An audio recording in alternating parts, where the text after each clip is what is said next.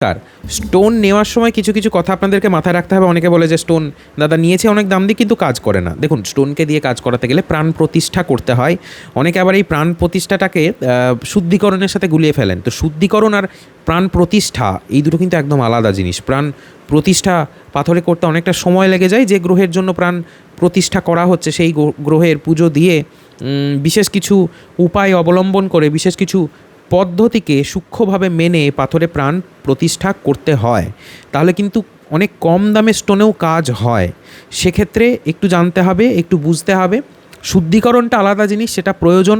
শুদ্ধিকরণ করার আলাদা প্রসেস রয়েছে, সেটাতে বেশিক্ষণ সময় লাগে না, সেটা আপনি নিজে বাড়িতে বসেও করতে পারেন। কিন্তু যে কোনো রকমের স্টোন কিনে সেখানে প্রাণ প্রতিষ্ঠা করতে ভুলবেন না।